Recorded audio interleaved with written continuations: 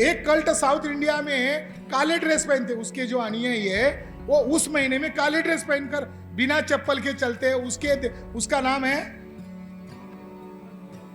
अयप्पन स्वामी। और वो जो है अयप्पा जो है ये बुद्ध है।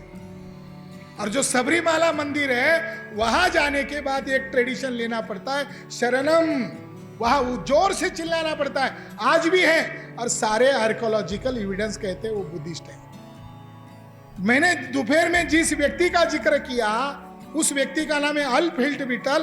उसने कर्नाटक, तमिलनाडु, आंध्र प्रदेश में एक ट्रेडिशन का अभ्यास किया और उस ट्रेडिशन का नाम है पुट्टू राजू कल्ट। महाराष्ट्र में उसको पोतराज कहते हैं। मैं ये बातें कह रहा हूं क्यों? क्योंकि वो मातंग हमारे भाई है। और हमारे पास अगर कुछ ज्ञान मिला है, बाबा साहब को हम बहुत मानते हैं, अन्ना भाऊ साठे को बहुत मानते हैं। अन्ना भाऊ साठे ने कथाओं का नाम लिखा, बुद्धा की शपथ। अन्ना भाऊ साठे बुद्ध की तरफ ही है, अन्ना भाऊ साठे आरएसएस की तरफ नहीं है। हाँ, हम मातंग जाति के साथ खड़े हैं, खड़े रहेंगे, मगर सिद्धांत है उपवर्गीकरण का आधार भारत का संविधान नहीं है। उपवर्गीकरण का आधार भगवत गीता का अध्याय नंबर 18 और भगवत गीता का अध्याय नंबर 3 श्लोक नंबर 13 है। और इन दो अध्याय के कोट किए गए श्लोक में लिखा हुआ है, भगवान श्री कृष्ण कहते हैं, जज कह रहा है, भगवान श्री कृष्ण कहते हैं कि मैंने वर्ण कैसे बनाए, ये इंसानों के द्वारा निर्मित नहीं है, ये ईश्वर द्वारा निर्मित है। और उसमें ब्राह्मण सर्वोच्च होता है और बाकी को उनकी गुलामी करनी चाहिए। ये गुण और कर्म पर आधारित है। इस श्लोक से हमने उपवर्गीकरण का सिद्धांत बनाया है।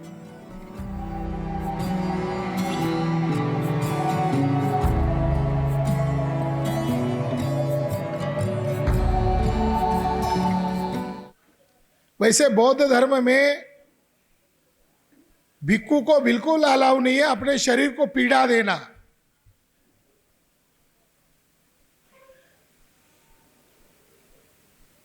मगर वो पीड़ा भी सह रहे, अपनी व्याधियों को भी सह रहे। तो हम भंते जी के साथ हैं, बल्कि हम भंते जी के आगे रहना चाहते हैं। लोग बोलते हैं ना, आप आगे चलो, हम आपके पीछे हैं। पीछे देखो तो गायब है।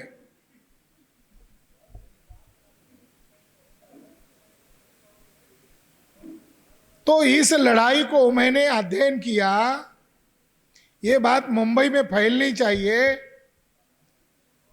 कि ये जो जगह है, इस जगह का हिस्टोरिकल संदर्भ है।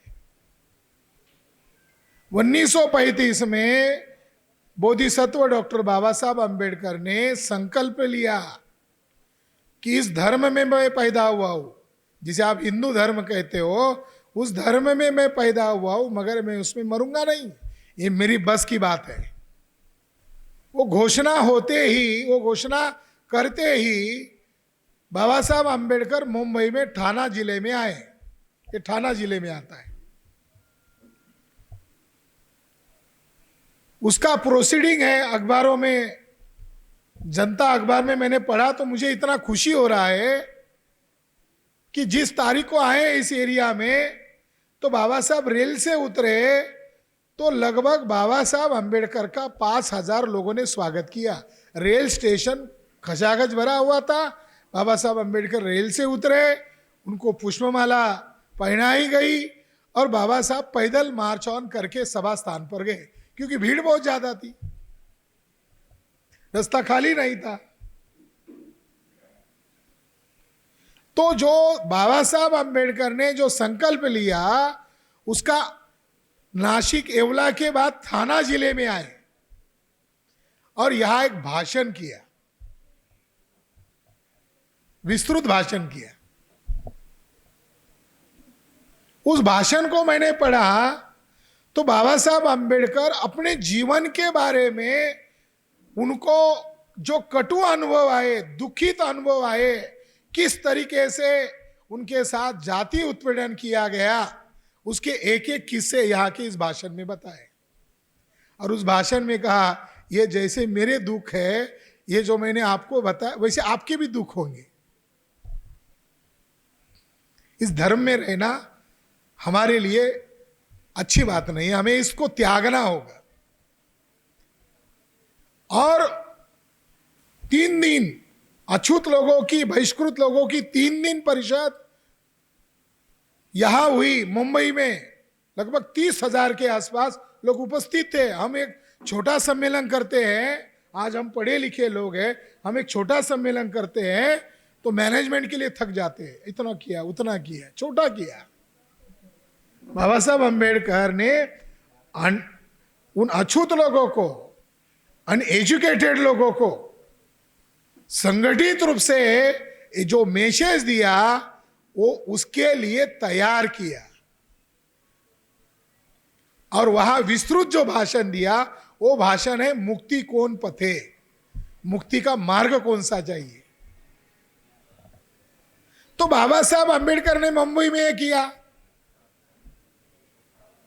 हम अपने मन से कुछ भी कर रहे हैं और इसीलिए हम रो रहे हैं। कोई विहार ही बना रहा है,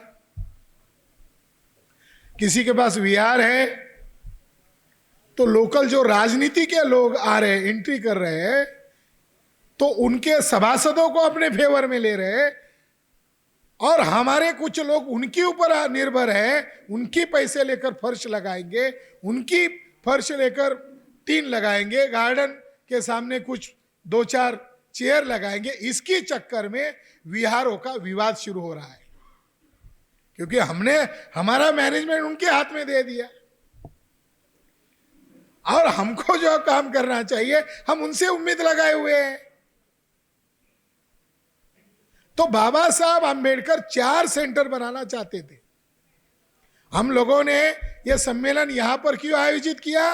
एक तो हम हमारे दुश्मन को मैसेज देना चाहते हैं कि हम भंते जी के साथ हैं। मुझे कल पुलिस का फोन आया कि आपने तो परमिशन लिया ही नहीं। हमने कहा जगह हमारी, विहार हमारा, और इन हॉल कार्यक्रम के लिए परमिशन की क्या जरूरत है? फिर उन्होंने कहा आपको सुरक्षा चाहिए। मैंने कहा हमें सुरक्षा नहीं चाहिए, आप मत आइए। उल्टा लोगों को गुस्सा आएगा। आप लोगों ने जो कृत्य किया वो लोग भूले नहीं है, आप कृपया मत आइए।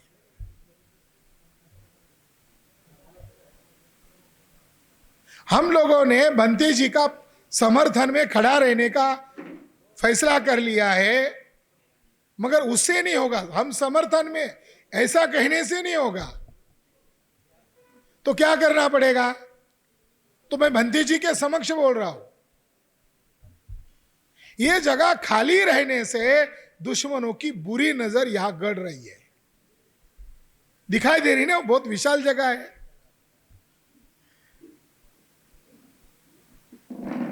कितने आश्चर्य की बात है, इसमें ठाना जिले के लोग होंगे, उनके लिए मैं बता रहा हूं कितनी आश्चर्य की बात है। इनके पास मालिकाना हक है, ये कोर्ट में केस जीते हैं, और 2-3 लोगों को, अपने अनुकूल लोगों को श्रीकांत शिंदे अपने साथ बिठा रहे, एकनाथ शिंदे अपने साथ बिठा रहे, और उन्होंने ही परस्पर फैसला कर लिया।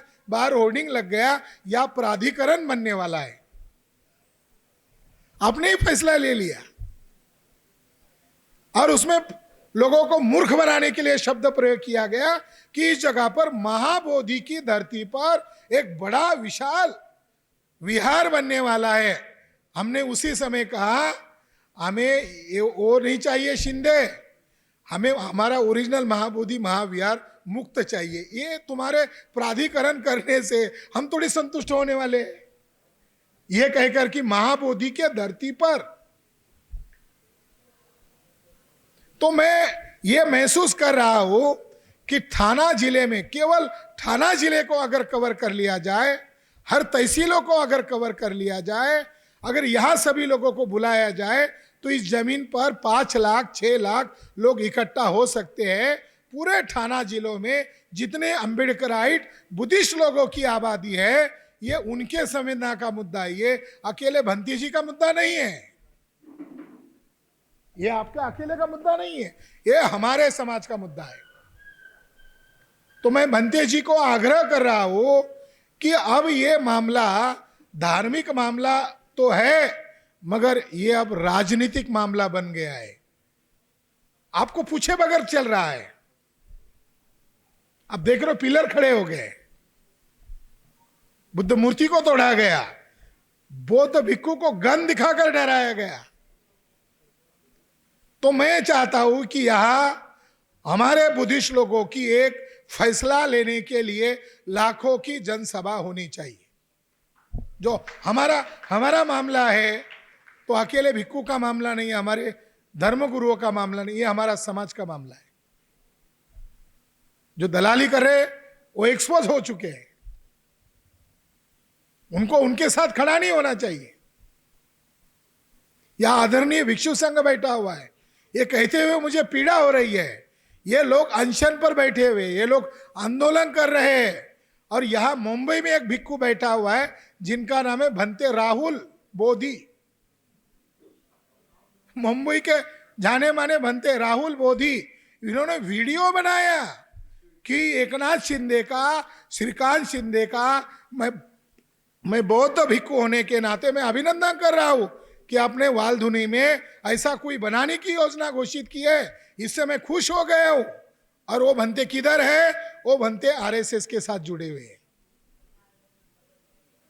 तो भंते जी जब राहुल बोधी जी के द्वारा एकनाथ शिंदे और श्रीकांत शिंदे की वाहवाही की गई, तब ये मामला केवल शिंदे का नहीं है, शिंदे को जो हैंडल कर रहे लोग हैं, शिंदे को जो यूज करने वाली जो टीम है, वो आरएसएस के लोगों की इसके ऊपर निगरानी है। ये बात स्पष्ट हो गई है, अब ये बात छुपने वाली नहीं है। रियलिटी ये है। कौन है पर्दे के पीछे?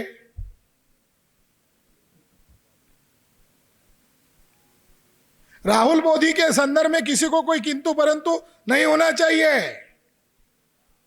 क्यों नहीं होना चाहिए? राहुल बोधी मोहन भागवत के लाडले हैं, लाडले।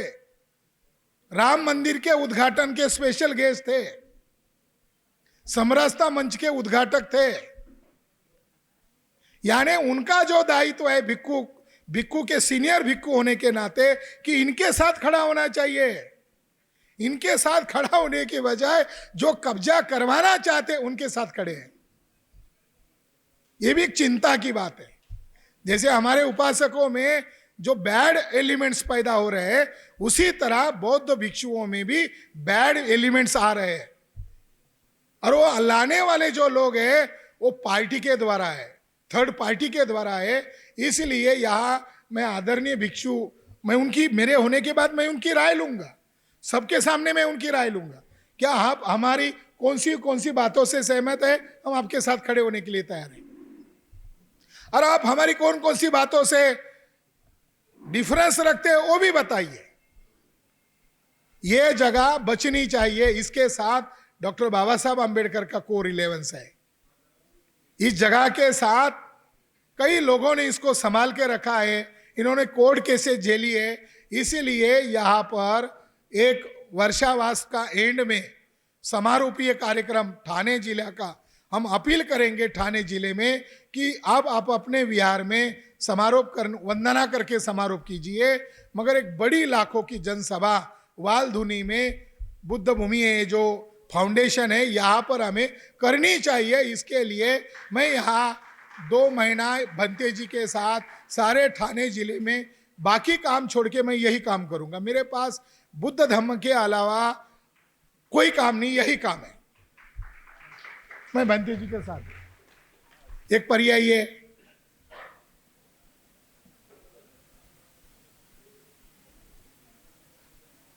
लड़ाई लड़नी है तो भिक्षु संघों के साथ उपासकों को हर हालत में खड़ा होना है। मैं इसी कार्यक्रम के प्रचार के लिए उल्लासनगर गया और मुझे इधर से वहां जाने के लिए लेट हुआ, तो वहां के एक भिक्खु ने कहा कि अभी कल ही नगर सेवक आए थे शिंदे गुट के और एमपी एमएलए भी आए और उन्होंने हमको लेटर दिया, कहा कि आप उस वालधुनी विहार में मत जाइए, मीटिंग हो गई है, मामला सॉर्ट आउट हो गया है। उनका इनसे संपर्क नहीं है, मगर उनको डर कितना है कि ठाणे जिले के सारे बौद्ध उपासक अगर यहाँ इस भूमि पर इकट्ठा हो गए तो एकनाथ शिंदे और श्रीकांत शिंदे की पॉलिटिकल करियर की सुसाइड हो जाएगी। तो हमें इनके साथ खड़ा होना है। एक मुद्दा ये है, क्योंकि कानूनी वो जीत चुके हैं। अगर वो कानूनन जीत चुके हैं तो इनके साथ खड़ा होने में डर नहीं लगना चाहिए। तो मैं इनके साथ हूं, और जो भी योजना बनानी है उसमें एक योजना ये है। मगर इससे ही काम नहीं चलेगा, बल्कि आदरणीय भंते जी को मैं आग्रह करता हूं, इसके आप ओरिजिनल मालिक हो, आपके पास इसका लीगल दायित्व है, तो ये जगह खाली मत रखिए। जितने जल्दी हो सके बाबा साहब अंबेडकर जैसा मॉनेस्ट्री बनाना चाहते थे 4 सेंटर में, मुंबई में हो नहीं पाया, तो शायद वो इसी जगह बनना चाहिए। तो इस जगह पर बाबा साहब अंबेडकर जैसा ट्रेनिंग सेंटर बनाना चाहते थे, वैसा ट्रेनिंग सेंटर आदरणीय भंते जी के मौजूदगी में वो हो जाना चाहिए। क्या था बाबा साहब अंबेडकर की योजना? बाबा साहब अंबेडकर ने 4 प्रमुख सेंटर चुने थे। Number 1 Mumbai, number 2 Nagpur, number 3 Madras और नंबर 4 दिल्ली। ये 4 जगह पर वो भव्य महाविहार और ट्रेनिंग सेंटर बनाने की योजना चल रही थी। दिल्ली में बाबा साहब अंबेडकर ने जगह लेकर रखी हुई है। आज वहां कुछ बिल्डिंग है, बाबा साहब के द्वारा खरीदी गई जगह है। उसका इनॉग्रेशन भी हुआ था। वहां लिखा हुआ है उस स्टोन के ऊपर कि कौन से तारीख को बाबा साहब ने इसका उद्घाटन किया था। आज उसको अंबेडकर भवन कहते हैं और वो दिल्ली में है। मगर वहां बाबा साहब का जो ड्रीम प्रोजेक्ट था वो वहां नहीं हो रहा है। शादियां हो रही है, छोटे बड़े कार्यक्रम हो रहे हैं, मगर जिस लक्ष्य के लिए वहां बनाया था वो नहीं रहा है। मुंबई में हो सकता है और वो जगह सुटेबल है, तो यहां वो मॉनेस्ट्री खड़ी करनी चाहिए और यहां ट्रेनिंग सेंटर करना चाहिए। हमारे भारतीय भिक्षुओं को, खासकर कि हमारे कई भिक्षुओं को त्रिपिटक का इतना डिटेल नॉलेज नहीं है, उतना आदरणीय बुद्ध रत्न जो महाथेरो है, इनके पास सारा बुद्ध धर्म का, त्रिपिटक का डिटेल नॉलेज है। यहां हमें पेड वर्कर रखना है, हम रख सकते हैं। यहां टीचिंग सेंटर किया जा सकता है। मैं आपको उदाहरण देता हूं। एक बार मैं एक फादर को मिलने गया, फादर नहीं बिशप को मिलने गया। मैं लेट हो गया। बिशप ने कहा अभी हॉल में बैठी है, मेरा क्लास चल रहा है। मैंने कहा बिशप जी कौन सा क्लास कर रहे हैं? बोले मैं अभी एक बाइबल का एक क्लास लेकर आ रहा हूं, बाद में मिलते हैं। मैं उनको एकांत में मिला कि मैंने कहा आपके प्रचारक कैसे तैयार करते? तो बोले हमारे पास स्तर है, जो साधारण धर्म प्रचारक है उसको हम पालक बोलते हैं। फिर उसके बाद हमारा फादर है, उसके बाद फिर मेरे जैसे बिशप है, और हमारी एक क्राइटेरिया है, इतने साल का कोर्स है। देखो, फादर को फादर बनना है, बिशप को बिशप बनना है, तो उसका ट्रेनिंग है, उसका सिलेबस है, उसका डिग्री लेना है। मौलाना को मौलाना बनना है, मुफ्ती बनना है, हफीज बनना है, ये उनकी डिग्रियां है। मौलाना, मुफ्ती, हफीज उसका कोर्स है। तो अगर हमें भिक्खु बनाना है, हमारे पास लैंड है, हमारे पास विहार है, मगर हमारे भारत में भिक्षु बनाने का ट्रेनिंग सेंटर नहीं है। जिन लोगों ने जीवन लगाया, ये भिक्खु भिक्खु नहीं है, ये धम्मदायाद है, ये बुद्ध के वास्तविक वारिस है। अगर भारत में बौद्ध धर्म को गतिशील करना है तो विदाउट ट्रेनिंग सेंटर आप कुछ नहीं कर सकते हो। तो ट्रेनिंग सेंटर मुंबई में खड़ा करना चाहिए, और इसके लिए मैं भंते जी के साथ खड़ा रहने के लिए तैयार। हर जो भी स्थिति आएगी उस समय में भंते जी के साथ खड़ा रहने के लिए तैयार हूं, चाहे दुखद की घड़ी, चाहे जो भी परिस्थिति आएगी, इसके लिए हम खड़ा रहने के लिए तैयार है। क्योंकि हम जो करना चाहते हैं, हम भाग रहे, बहुत भाग रहे, मगर हमारे पास प्रॉपर ट्रेनिंग दिए हुए लोग नहीं रहेंगे तो बड़ा काम कैसे कर पाएंगे? ये ट्रेनिंग सेंटर होने से देश का भला होगा। केवल मुंबई का भला नहीं होगा, मुंबई में हर इलाके के लोग रहते हैं, हर कम्युनिटी के लोग रहते हैं। अगर बाबा साहब अंबेडकर 16 दिसंबर को लाखों लोगों को लेकर धम्म दीक्षा लेने वाले थे, वो काम आज भी अधूरा है। या माला भी रहते हैं, माधिका भी रहते हैं, नमो शुद्राय लोग रहते हैं, अलग अलग जाति के लोग रहते हैं। महाराष्ट्र के जो जातियां छूट गई है, उन जातियों को भी बुद्धिज्म में आने का इंटरेस्ट है। तो यहाँ ये ट्रेनिंग सेंटर होगा तो हम अलग अलग जातियों में ट्रेनिंग दिए हुए लोगों को भेज सकते हैं और समय निर्धारित करके हम लोग एक तारीख को लाखों की संख्या में मुंबई में बाबा साहब अंबेडकर जैसा सोचते थे वैसा हम धर्म परिवर्तन कर सकते हैं, दीक्षा समारोह कर सकते हैं।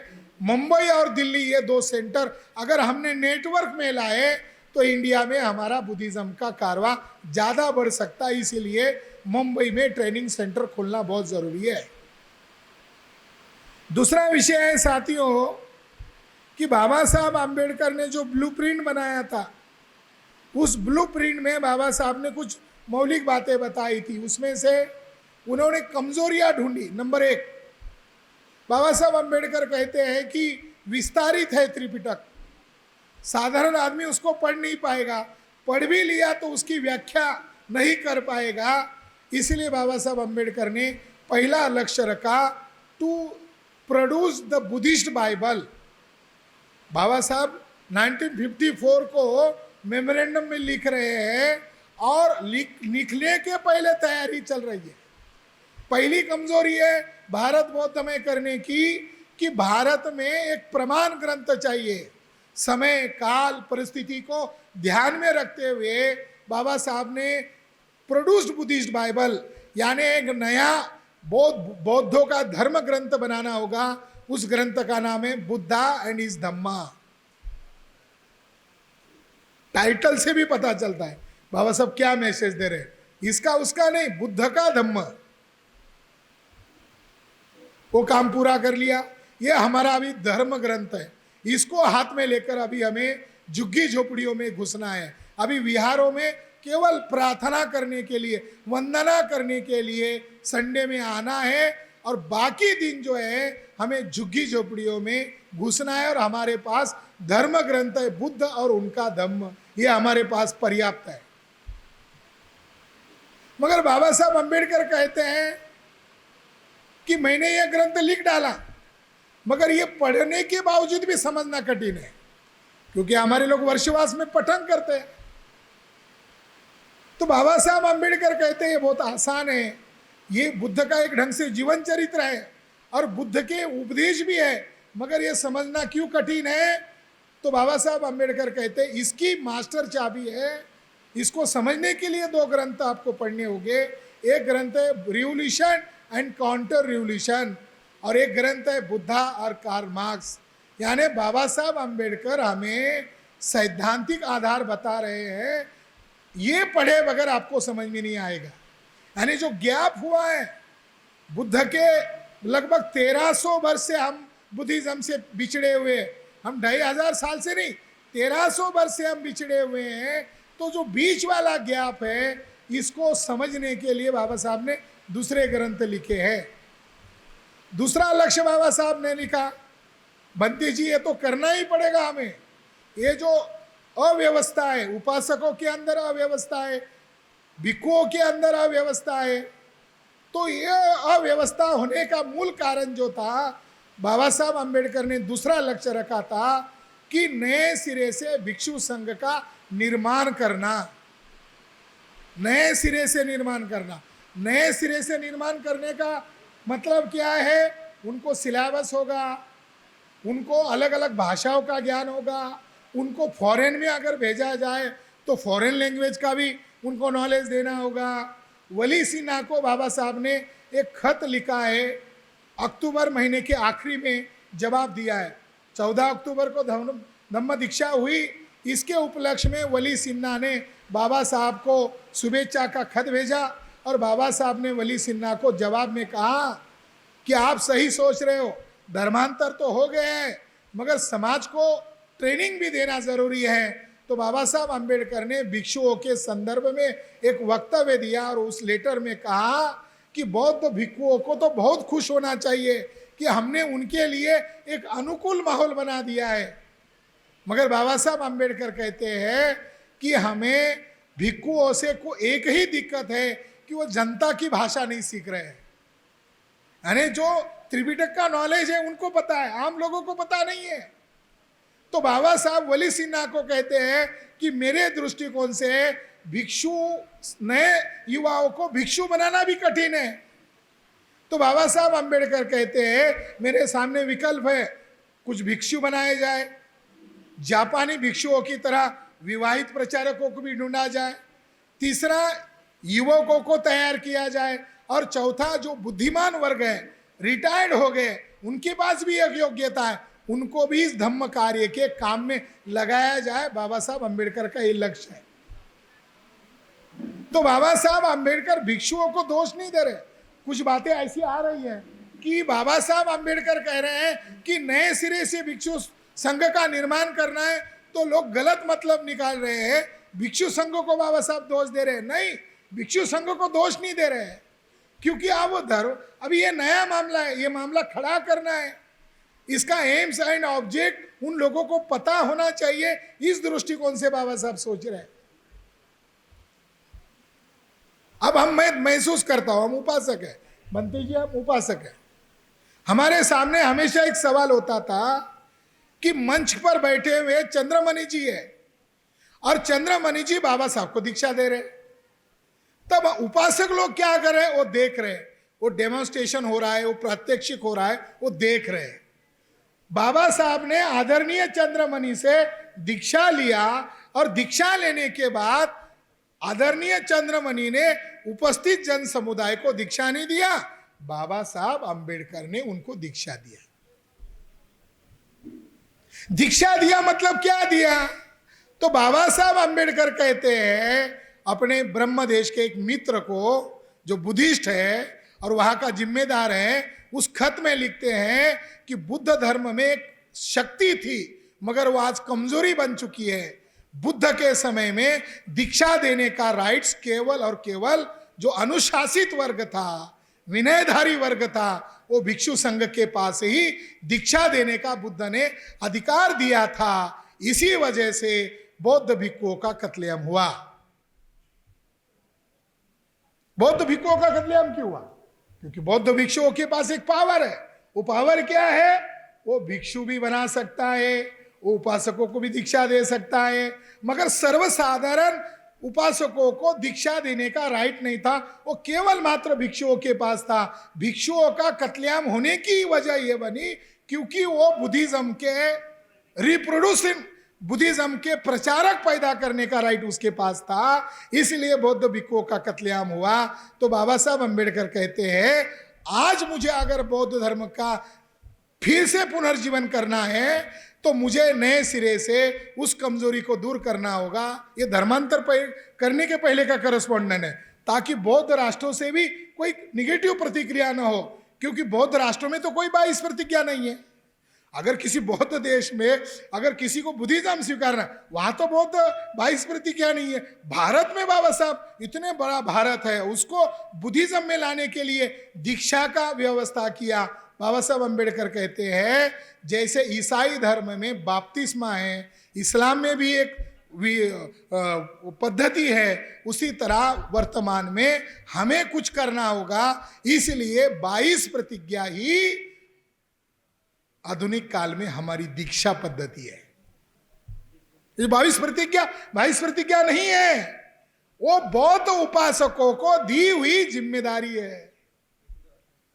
जो भाषण किया नेक्स्ट डे, उस भाषण में बाबा साहब ने उदाहरण दिया कि आदरणीय मिलिंद राजा ने आदरणीय नागसेन भिक्षु को सवाल किया, बनते जी धर्म को ग्लानि कब आती है? बनते नागसेन ने राजा मिलिंद को जवाब दिया कि कोई धर्म अच्छा है मगर धर्म प्रचारक कच्चे हैं, वो धर्म को ग्लानि आ जाती है, और कोई धर्म कच्चा है मगर उसके प्रचारक पक्के हैं, झूठे हैं, मगर रट्टा लगाकर बोलते ही रहते, झूठ बात का प्रचार करते जैसे वैदिक धर्म है। कुछ नहीं, सच कुछ भी नहीं है, मगर डेली प्रचार चल रहा है। वो धर्म गलत है, कमजोर है, मगर वो जिंदा है। क्यों? क्योंकि उसके प्रचारक पक्के हैं। झूठ बोलने वाले क्यों ना हो, मगर पक्के हैं।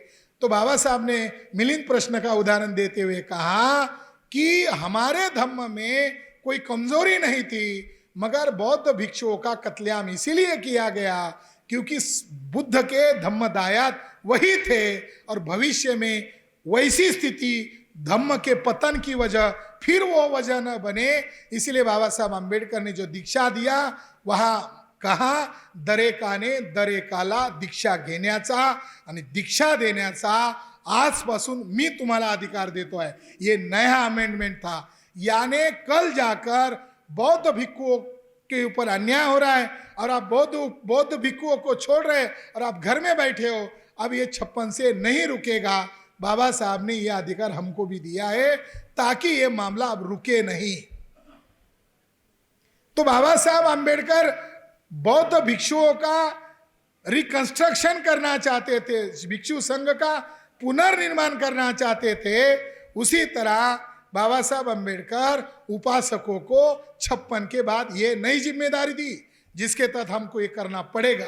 कोई करे या ना करे, हमें ये काम करना पड़ेगा। उपासक के तौर पर ये करना हमारी नैतिक जिम्मेदारी है।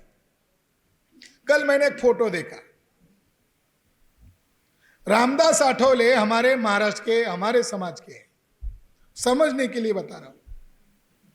कल उनकी ये तस्वीर आरएसएस के एक भिक्षु के साथ थी और उन्होंने लंबी पोस्ट डाली कि माननीय रामदास आठवले जी के साथ मेरी लंबी मीटिंग हुई और भारत में बौद्ध धर्म का प्रचार प्रसार करने के लिए हम दोनों ने डिसीजन ले लिया। अब हम चिंता में पड़ गए कि इन दोनों ने कौन सा डिसीजन लिया। हम चिंता में आ गए। हम यहां क्या कर रहे हैं? मेरे मन में एक चिंता का भाव आ गया। संघ प्रिय राहुल ये आरएसएस का प्रचारक है, ये डुप्लीकेट नाम है। हमारे उपासकों को, ज्यादातर उपासकों को मालूम भी नहीं है कि आरएसएस ने आपके धर्म को रोकने के लिए गुजरात में एक आदमी ढूंढा जो आरएसएस का प्रचारक था, उसका नामकरण किया क्योंकि भिक्षु का नाम बदला जाता है, पुरानी पहचान मिटी जाती है, उसको एक नाम मिलता है। आरएसएस के लोगों ने बुद्ध के राहुल को नहीं ढूंढा, संघ प्रिय राहुल, यानी संघ बुद्ध का नहीं, आरएसएस का। अब संघ प्रिय राहुल और रामदास आठवले प्लान बना रहे हैं कि बुद्ध धर्म का प्रचार प्रसार कैसे करना चाहिए। हमारे लिए चिंता का विषय बन गया कि क्या ये बुद्ध धर्म को बढ़ाने का प्लान कर रहे हैं या बौद्ध धर्म को मिटाने का प्लान कर रहे हैं, क्योंकि ज्यादातर लोगों को पता ही नहीं है कि आरएसएस ने एक फर्जी संगठन बना लिया है जिसका नाम है भारतीय बौद्ध संघ। उसका नाम क्या है? भारतीय बौद्ध संघ। ये एंट्री हो गया है हमारे बुद्धिज्म को रोकने के लिए। फर्जी भिक्षु लोग आ गए हैं और अभी कुछ लोगों को डर लगने लगा है, तो वो कहते हैं कि क्या भिक्षु को आधार कार्ड पूछना चाहिए। मैंने कहा क्यों शंका ले रहे हो? तो उन्होंने कहा जब ये फर्जी लोग मोहन भागवत के साथ भिक्षु की ड्रेस में फोटो खींचते हैं, पता नहीं है हमारा बुद्ध का भिक्षु संघ का है या मोहन भागवत के संघ का है, पता कैसे चलेगा? माफ करना बंदी, ये हो रहा है। बाबा साहब ने उस ब्लूप्रिंट में उदाहरण दिया। क्या उदाहरण दिया? कि ब्राह्मण मेकअप करके भले ही चेहरा बदल दे मगर वो ब्राह्मण ही रहेगा। ब्राह्मण किसी दल को छोड़कर नए दल में जाए तो भी ब्राह्मण रहेगा, संगठन छोड़े, दल छोड़े तो भी ब्राह्मण रहेगा। बौद्ध धर्म और ब्राह्मणों का झगड़ा होने की मूल वजह है कि ब्राह्मण धर्म वर्ण व्यवस्था, जाति व्यवस्था को बरकरार रखना चाहता है और बौद्ध धर्म वर्ण व्यवस्था, जाति व्यवस्था को नष्ट करना चाहता है।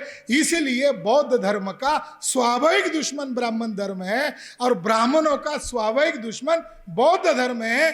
इनका जो लड़ाई है चलेगा। बाबा साहब आंबेडकर कहते, इसलिए मैं पुष्यमित्र शुंग से सबक लेकर कह रहा हूं कि एक शुंग अंदर घुसा था तो उसने राजाश्रय जो बौद्ध धर्म को था, इसलिए राजा का मंत्री बना और मंत्री बनकर सेनापति बना, सेनापति बनकर बृहद्रथ मौर्य की टुकड़े टुकड़े करके हत्या की। बाबा साहब अंबेडकर कहते हैं ब्राह्मणों ने बुद्ध धर्म को युक्ति से नहीं हराया, विवाद करके नहीं हराया, तर्क से नहीं हराया, अपने कर्तृत्व में कितनी योग्यताएं, चैरिटी करके, अहिंसा या बड़े बड़े सिद्धांत को आधार बनाकर नहीं हराया, उन्होंने हिंसा के द्वारा बुद्धिज्म खत्म किया। और हिंसा ही नहीं, बाबा साहब अंबेडकर ने एक शब्द प्रयोग किया, इन्फिल्ट्रेशन एंड साइबोटेज। पहले घुसे यानी घुसपैठ किया और घुसपैठ करने के बाद डिस्ट्रॉय किया। तो इसीलिए साथियों आज हमें बौद्ध धर्म को बचाना है तो बौद्धों की कोई संस्था यही नहीं आ रही है कि कोई मुंबई में प्रेस कॉन्फ्रेंस कर ले या नागपुर में कोई भिक्षु उपासक प्रेस कॉन्फ्रेंस कर ले और वो अध्यादेश निकाले संस्था की तरफ से कि भारतीय बौद्ध संघ ये बौद्धों की संस्था नहीं है। और हम अभी लिखित में लेटर मोहन भागवत को भेज रहे हैं, तुम्हें तुम्हारा काम करना है, तुम तुम्हारा काम करो, तुम्हें बौद्ध भिक्षु बनाने का या बौद्ध धर्म के नाम पर ड्रामा करने का यह अधिकार हमने कहा दिया है, तुम क्यों कर रहे हो? नागपुर में रहते हुए ये षड्यंत्र कर रहे हैं। ये बात हमारे लिए चिंता की बात है। बाबा साहब अंबेडकर ने जो कहा उस पर कोई प्रैक्टिकल अमल नहीं हो रहा है, बातें हो रही, भाषण हो रहा है, मगर भिक्षु संघ का पुनर्निर्माण करना और नए सिरे से मॉनेस्ट्रीज का निर्माण करके उपासक लोगों को भी धम्म प्रचार के लिए लगाना, यहां तक बाबा साहब अंबेडकर ने कहा कि जो नौजवान लोग रहेंगे उनको मानधन बेसिस पर लगाएंगे। कितनी आश्चर्य की बात है। अगर किसी का इंटरेस्ट है उसको मानधन मिलेगा, तुम धर्म प्रचार के लिए गांव गांव घूमो। आज भी नहीं है हमारे पास। अब बौद्ध भिक्षु का उदाहरण लीजिए, महाबोधि महाविहार मुक्त नहीं हो रहा है, हमारी समस्या है। कई संस्था उसको श्रेय लेने के लिए लड़ रहे हैं, कई लोगों की अंदरूनी बातें क्योंकि हम उसमें हैं, तो कई लोग लड़ाई बीच में छोड़कर अंदर मेंबर जाने की तैयारी में है। श्रेय लेने के चक्कर में, चंदा लेने के चक्कर में, प्रसिद्धि लेने के चक्कर में, इसलिए युगो, इसलिए अहंकार। ये सारे संस्था इस आंदोलन से हट जाए और केवल मात्र एक संस्था आगे आ जाए और उस संस्था का नाम है अखिल भारतीय बौद्ध भिक्षु संघ। ये लड़ाई लड़े और अपने हाथ में ले ले, हमें कोई आपत्ति नहीं है। मगर सवाल है, पूरे भारत भर का भिक्षु संघ का संगठन है, हमें रोने की जरूरत नहीं है, वास्तविक है, और उस संगठन का नाम है अखिल भारतीय बौद्ध भिक्षु संघ। उसका मेन हेडक्वार्टर बोध गया है और उसका जो सेक्रेटरी है उनका नाम है भंते प्रज्ञादीप। वो अपर कास्ट से कन्वर्ट है, यानी वो भिक्षु हो गए कोई बात नहीं, मगर वो जो सेक्रेटरी है उनका डायरेक्ट कनेक्शन मोहन भागवत के साथ है। यानी हमारा भिक्षु संघ है मगर उसका जो मेन लीडर है वो डायरेक्ट जो है इंद्रेश कुमार और मोहन भागवत के साथ कनेक्टेड है। जब राम मंदिर बनाने की बात आई थी कोरोना काल में, तो उन्होंने मोहन भागवत ने अपील किया था मिट्टी और जल भेजो, क्योंकि राम मंदिर के नीचे डालना है अलग अलग मंदिर स्थलों से। तो बोध गया से अखिल भारतीय बौद्ध भिक्षु संघ के द्वारा, उस भिक्षु के द्वारा वीडियो बनाकर ये कहा गया, परम श्रद्धेय मोहन भागवत जी ने अपील किया है, इसीलिए महाबोधि वृक्ष के नीचे की मिट्टी और मुचलिंद सरोवर का जल मटके में भरकर मैं भेज रहा हूं। वो है उसके प्रमुख। ये समीक्षा का मामला, मैं टीका टिप्पणी नहीं कर रहा हूं, ये समीक्षा का मामला है। बाबा साहब अंबेडकर कह रहे अगर वो घुसे तो क्या करेंगे? हम जो नया करना चाहते, बौद्ध धर्म का पुनर्जीवन करना चाहते, वो अंदर घुसेंगे और वो क्या करेंगे? उसकी दिशा भटका देंगे और उस आंदोलन को सैबोटेज करेंगे। ये आज की स्थिति में सही होता हुआ नजर आ रहा है, क्योंकि दुश्मन एक डुप्लीकेट संगठन बना रहा है और जो वास्तविक जो बौद्ध संगठन है उनसे उनको डर नहीं लग रहा है। क्यों नहीं लग रहा है? जो ऑलरेडी बुद्धिस्ट संगठन है उनसे उनको डर क्यों नहीं लग रहा है? जो बौद्ध भिक्षुओं का ऑलरेडी संगठन है उसके प्रमुख आदमी को अपने गोद में ले रहे हैं और उसको भी वहां जाने में डर नहीं लग रहा है। क्यों ऐसा हो रहा है? इसका मूल कारण है कि देशव्यापी बौद्ध लोगों का संगठन का अभाव है। ये लोग आदरणीय मंत्री जी गुजरात से आए, कह रहे हम दो ही है। वो हमारे पास क्यों आए? कि भाई आपसे सीखने को मिलेगा, हो सकता है 2-4 नए लोग भिक्खू बन जाए तो मैं लेकर जाऊंगा, या ये उनको कोई भिक्खू दे दे। यानी हमसे रिसोर्स से डिमांड कर रहे हैं। ऑल इंडिया में हमें प्रचारकों की फौज खड़ी करनी है और ये विदाउट ट्रेनिंग सेंटर नहीं हो सकता। इसलिए मैं यहाँ कह रहा हूँ कि यहाँ खड़ा कीजिए। अगर चंदा खड़ा करना है हम समाज से खड़ा कर सकते हैं। लक्ष्य अगर नेक है तो साधन भी खड़े होंगे। लक्ष्य अगर नेक है भिक्षु भी मिल जाएंगे, मगर लक्ष्य के लिए ईमानदारी से काम करना चाहिए। इसीलिए बाबा साहब अंबेडकर का ब्लूप्रिंट पर हमें बहुत तरीके से काम करना होगा। यहां आदरणीय हमारे योगी जी है, ये मुझसे बहुत डिबेट करते रहते हैं और मैं भी उनको ऐसे क्रॉस क्वेश्चन खड़ा करता रहता हूं। मैं कहता हूं आप असली योगी है, ये योगी आदित्यनाथ असली है।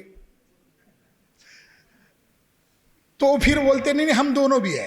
तो मैंने कहा था नहीं नहीं नहीं, आप कैसे दोनों हो सकते हैं? आज उन्होंने सही जवाब दिया, मैं आज मानूंगा आपको। आपने कहा हमारे गोरख शब्दी में ना राम है ना कृष्ण है, हमारे गोरख शब्दी में ना शंकर है ना पार्वती है। फिर सवाल है यही असली है।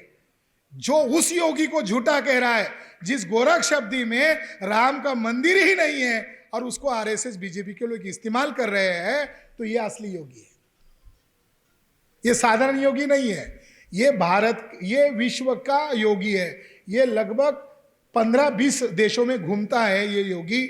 उसका खर्चा वही लेते हैं, उसका रहने सहने का वही करते हैं। वहां जाकर उनको कैसी ट्रेडिशन वो समझते हैं। और ये पहला योगी है, वो उनको मेडिटेशन सिखाते हैं। ये योगी है पहला, योग तो सिखाते हैं मगर कहते हैं मेडिटेशन, बुद्धा का मेडिटेशन इगतपुरी जाकर करके आए। बोलते हैं ये सारा गोरख शब्दी में वजूद में है और इसके लिए भी हमें इनकी संस्थाओं को प्रोत्साहन देना। और इनके द्वारा कई सारे प्रचारक है, केवल बुद्धिस्टों की जिम्मेदारी हमारे तक सीमित नहीं है। हमें अगर उन लोगों को बुद्धिज्म की तरफ लाना है तो हमें नए नए दावपेच के तरीके से काम करना होगा। अभी महाराष्ट्र में वारकरी है, हमारा वर्षवार चल रहा है। आपको सुनकर आश्चर्य लगेगा, जो रथ जो उन्होंने वारी निकाली थी वो पंढरपुर के नाम पर, वो वारी नहीं थी, वो हमारा वर्षवास का आरंभ था। 2 दिन बाद हमारा वर्षवास आता है। कार्तिक एकादशी और आषाढ़ी एकादशी, इन 2 एकादशी का कालखंड वर्षवास तक है। यानी 2 दिन पहले आता है और 2 दिन बाद कार्तिक एकादशी आता है। और यहाँ मुंबई में एक आर्कोलॉजिस्ट थे, उनका नाम था स्टीवनसन, रॉयल एशियाटिक सोसाइटी। उन्होंने 1842 में पहला रिसर्च किया वारकरी परंपरा पर और उन्होंने यह सिद्ध किया बुद्धिस्ट कैलेंडर को खोज करके कि बुद्ध का जो प्रथम धम्मचक्र प्रवर्तन दिन है वही महाराष्ट्र का वारकरियों का वारी करने का दिन है। यानी हमको अभी धम्म के प्रचारक भी चाहिए मगर धम्म का अन्वेषण करने वाला वर्ग भी चाहिए। महाराष्ट्र के महार बुद्धिस्ट बन गए मगर आपको माला को भी बुद्धिस्ट बनाना है, मादिका को भी बुद्धिस्ट बनाना है। उधर बंगाल में हरिचंद ठाकुर, गुरुचंद ठाकुर, एक आंदोलन चल रहा था, हरिचंद ठाकुर, गुरुचंद ठाकुर, उनके अंदर भी बुद्धिज्म है। जो बंगाली लोग जो आज भी चलाते हैं उसके अंदर भी बुद्धिज्म है। उधर ओडिशा में चले जाओ, उधर एक महिमा धर्म है, एक धर्म है उसका नाम महिमा धर्म है और वो आदिवासी एससी ओबीसी के लोग मानते हैं।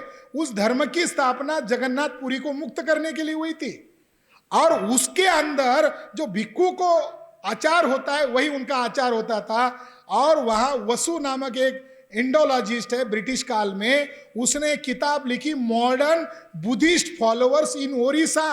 तो उन्होंने ये दावे से कहा कि ओडिशा में जो आज महिमा धर्मी है ये 100% बुद्धिस्ट है और बौद्ध भिक्षु संघ का जो ट्रेडिशन है, भिक्षाटन करने का जो परंपरा है और किसी जाति भेद को न मानने की परंपरा है, छुआछूत न मानने की जो परंपरा है वो वहां आज भी चल रही है। मैं ये बातें आप लोगों को क्यों बता रही हूं?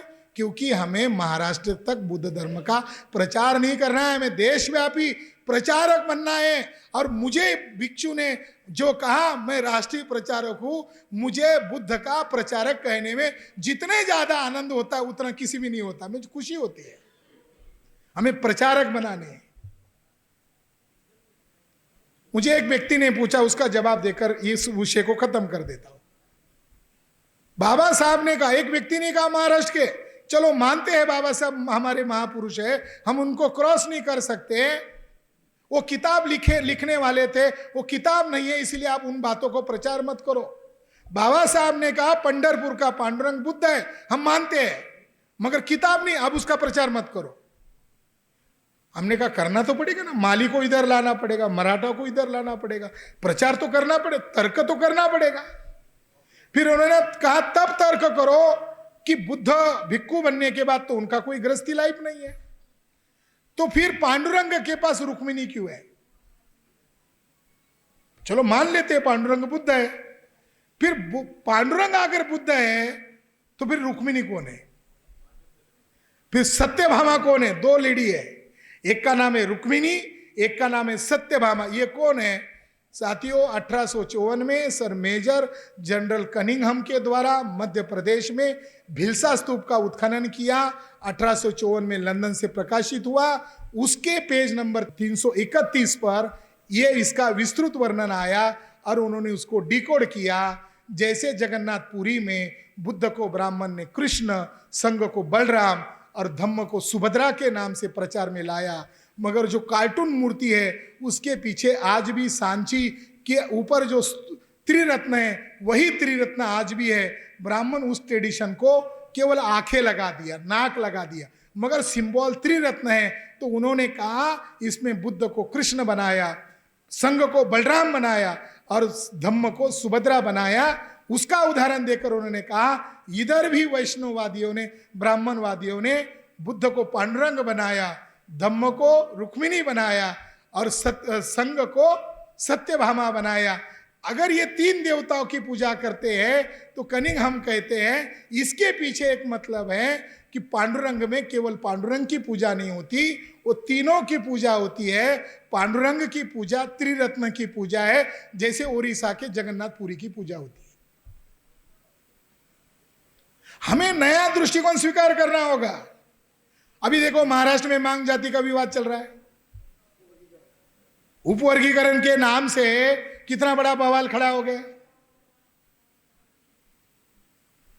हमने उसको जानबूझकर विषय रखा, ये एंडिंग विषय है और इसके बाद ये कार्यक्रम समाप्त हो जाए, आखिरी विषय।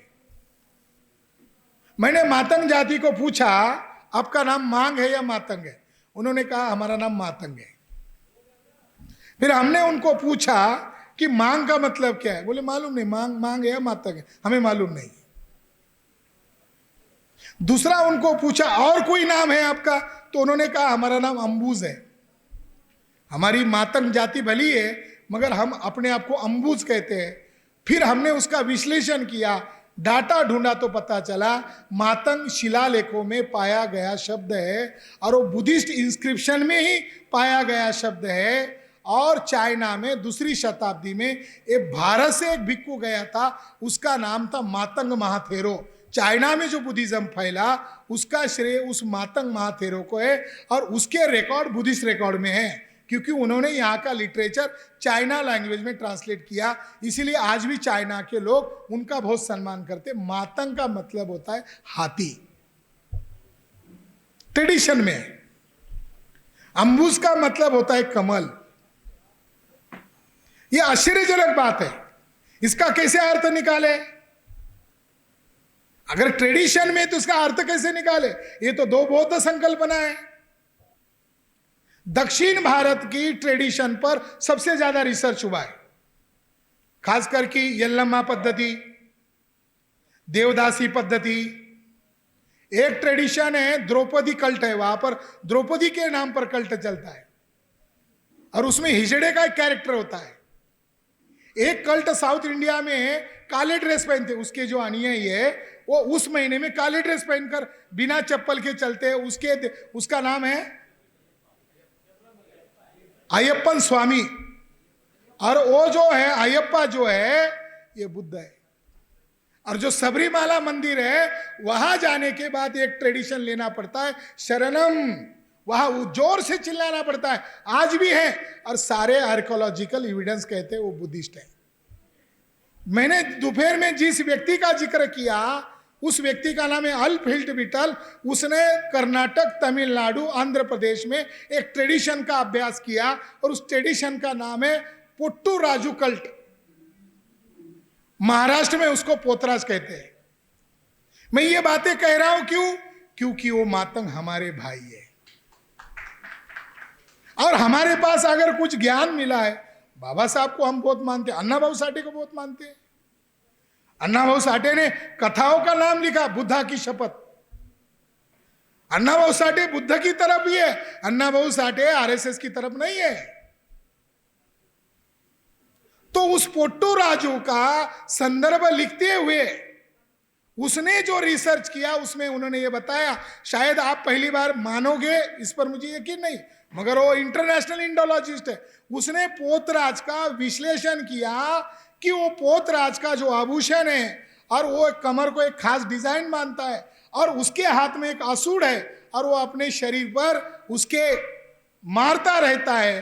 तो उसने उसका वहां की ट्रेडिशन का विश्लेषण किया। तो अल्प विठल का कहना है कि वो जो पोतराज है उसके अंदर एक छुपा हुआ बुद्धिस्ट ट्रेडिशन है। वो अपने शरीर पर घाव कर रहा है, वो इसीलिए घाव कर रहा है क्योंकि वो साक्षात बुद्ध है और बुद्ध के 32 लक्षण का वो प्रदर्शन कर रहा है। ट्रेडिशन का अभ्यास चल रहा है, हमारे पास किताबों का अभ्यास चल रहा है। किताबें गायकवाड़ नहीं लिख रहा है, हमारे कामले लिख रहे हैं, ये अच्छी बात है। ब्राह्मण लिख रहे हैं, ब्राह्मण का लिखा हम व्याख्या कर रहे हैं। मगर दुनिया के लोग क्या है, ट्रेडिशन का अध्ययन कर रहे हैं। तो ट्रेडिशन के अध्ययन में पता चला ये पुट्टू राजू और धम्म राजा समान है और उसका बिगड़ा हुआ रूप आज ब्राह्मणवादी है। हम ब्राह्मणवादी कल्चर का समर्थन नहीं करते, मगर बुद्धिज्म में मातंग लोग भी आते हैं, ये हमें जानना होगा, समझना होगा। मातंग जाति के लोग वज्रमुठी का हिंदुत्व नारा लगा रहे हैं। वज्रमुठी से हिंदुत्व है, यानी आप रिजर्वेशन मांग रहे हो, हिंदुत्व मांग रहे हो, फिक्स करो आपको हिंदुत्व चाहिए या रिजर्वेशन चाहिए। अगर आपको रिजर्वेशन चाहिए हम देने के लिए तैयार है, मगर हिंदुत्व के साथ रिजर्वेशन टिकने वाला नहीं है। तो वो जो मातंग जातियों को थर्ड पार्टी ऑपरेट कर रही है और थर्ड पार्टी ऑपरेट करने वाली का नाम है देवेंद्र फडणवीस, एकनाथ शिंदे और मोहन भागवत के लोग मातंग जाति के कुछ लोगों का इस्तेमाल कर रहे हैं। आज मैं नाम लूंगा, सुकुमार कांबळे बड़े विद्वान हैं जिन्होंने बुद्धिज्म स्वीकार किया था। मैं अब तक उनका नाम नहीं लिया, वो मेरे अच्छे मित्रों में से एक है। क्योंकि उन्होंने बुद्धिज्म स्वीकार किया। मगर उनके वीडियोस अभी आजकल आने लगे। मैं ये इसलिए रिकॉर्ड कर रहा हूं ताकि वो भी सुने, और उनको अगर मेरी बात का खंडन करना है मैं उनको आजादी देता हूं, आप भी खंडन करो। हम नहीं चाहते आपस में झगड़ा करें, मगर जो युक्तिवाद कर रहे थे हम आरक्षण लेकर रहेंगे। हम महारो से हमारे लड़ाई है वगैरह वगैरह, उन्होंने युक्तिवाद किया। कितने लोगों ने वो जजमेंट पढ़ा है। मैं सुकुमार कांबळे को अपील करता हूं, मित्र होने के नाते, हमारे वरिष्ठ आंदोलनकारी होने के नाते, आप वो 550-600 पेजेस का जजमेंट जरा पढ़ो। अंबेडकरवादी समाज की तरफ से मैं आपसे संवाद करने के लिए, डायलॉग करने के लिए, डिबेट करने के लिए मैं तैयार हूं, और मातंग समुदाय की तरफ से आप डिबेट करो, क्योंकि आप विद्वान हो, अपने बुद्धिज्म स्वीकार किया है, और हम दोनों डिबेट करेंगे और फैसला करके उठेंगे। मैंने वो जजमेंट पढ़ा है। क्या है उस जजमेंट में? ये बातें हमारे नेता भी नहीं बता रहे, और वो बातें वो नेता भी नहीं बता रहे, क्योंकि वो दुश्मन के द्वारा इशारे पर लड़ रहे। ये बात मैं क्यों बता रहा हूं? क्योंकि ये बात अगर बुद्धिवादी मातंग नेताओं को पता चलेगी तो हो सकता है वो मातंग लोग कहेंगे अगर इस जजमेंट का ऐसा अर्थ है तो हमें इसके साथ खड़ा नहीं होना चाहिए, ये डिमांड नहीं करनी चाहिए। जजमेंट में 3 बातें महत्वपूर्ण है। चंद्रचूड़ ने 250 पढ़ने का जजमेंट दिया, वो 3-4 जजेस का मिलाकर 566 पेज का जजमेंट है। 200 पढ़ने का हमारे भूषण गवई का है, बाकी कोई तीसरे का है, फिर मिश्रा का है, ऐसे अलग अलग जजमेंट करके ज्वाइंट जजमेंट है लगभग 550 पेजेस का। 250 पेजेस में चंद्रचूड़ महाशय क्या कहते हैं? चंद्रचूड़ महाशय कहते हैं कि भारत के संविधान में यह लिखा हुआ है रिजर्वेशन किसको देना है या नहीं देना है, यह अधिकार कोर्ट के पास भी संविधान ने नहीं रखा है, और यह अधिकार केवल और केवल राष्ट्रपति के पास रखा है। राष्ट्रपति अधिसूचना निकालेगा और संविधान के द्वारा केंद्र कानून बनाएगा, अगर बनाना है तो बनाए। मगर इन्होंने क्या किया? राष्ट्रपति को आउट कर दिया, पार्लियामेंट को आउट कर दिया। यह जजमेंट की खासियत है। जो संविधान में जो मापदंड बनाए, जो सीमा रेखा बनाई, उसको लांघ दिया, राष्ट्रपति को आउट कर दिया। यह राइट उन्होंने राज्य के सीएम को दे दिया। अब सीएम क्या करेगा? वो अपने राज्य की राजनीति को बढ़ावा देगा। मगर वो जज कह रहा है कि हमें रिजर्वेशन, संविधान ने जो मापदंड बताए उस मापदंड को अब निकालना होगा। ये जजमेंट का क्यों? हर एक शेड्यूल कास्ट के जाति के लोगों को, शेड्यूल ट्राइब के हर एक जाति के लोगों को इस जजमेंट का विरोध क्यों करना चाहिए? क्योंकि इस जजमेंट में स्पष्टता लिखा हुआ है जो शेड्यूल कास्ट कौन है यह तय करने का जो मापदंड है, इसको अभी त्यागना होगा। संविधान ने जो सम्मत मापदंड है, सुप्रीम कोर्ट का चंद्रचूड़ कह रहा है और उसके साथी ब्राह्मण जज कह रहे हैं कि अब हमें नया मापदंड लगाना होगा। संविधान में क्या है? होमोजीनियस क्लास है, यानी हम लोग कौन है? होमोजीनियस है। मांग का टच हो गया, 440 का करंट लगा ब्राह्मण को, चमार को लग गए 440 का, भंगी को टच हो गया, यानी हमें अछूतपन समान है, बहिष्कृतपन समान है, घृणा की नजर में हम सभी समान है। तो वो कह रहे हैं कि ये जो क्राइटेरिया है ये हटा देना चाहिए, होमोजीनियस क्राइटेरिया निकाल देना चाहिए और आर्थिक आधार पर शेड्यूल कास्ट को और शेड्यूल ट्राइब को रिजर्वेशन देना चाहिए। मैं कह रहा हूं ये राइट केंद्र सरकार के पास है। अगर उनको एससी और एसटी का रिजर्वेशन हटाने का जो पहले का जो मापदंड है, those who socially backward and those who educationally backward, यही दो मापदंड है, इसके अलावा तीसरा मापदंड नहीं है।